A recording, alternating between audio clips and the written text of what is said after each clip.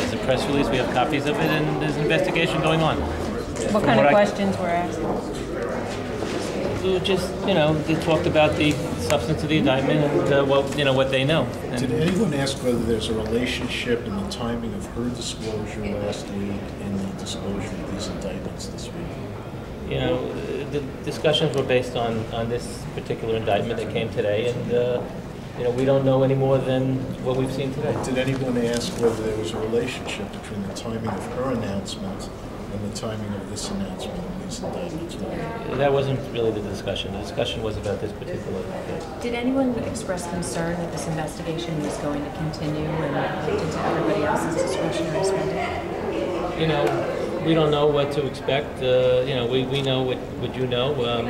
From what I read here, it looks to me like it's a lone incident, and regardless of what the process is on allocation of money, this could have happened, on any terms. If somebody wants to steal money, you can always steal money at any time.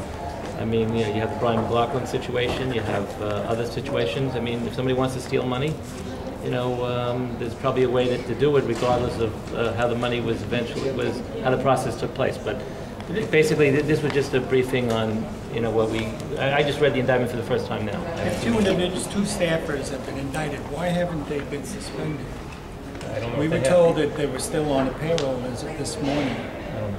Do you think they should be, at least? I don't know. I think that's up to legal issues and legal representation, and people have legal rights. An indictment is an indictment. It's a charge, and that's something you got to ask the lawyers. Any thoughts? Any thoughts on how this might affect the budget reforms that were announced on Friday? Again, this is under investigation. I don't know any more than you know based on this, and I think it's too early to tell anything along those lines. Can you talk a little bit about your committee's, the Council Finance Committee's role in these allocations? Not these specific ones, but in allocations in general. Not right now. And what this indictment says about your committee's role? No, it doesn't really address it at all. It just, as far as I know, it addresses what seems to be a lone incident. But does the committee have the responsibility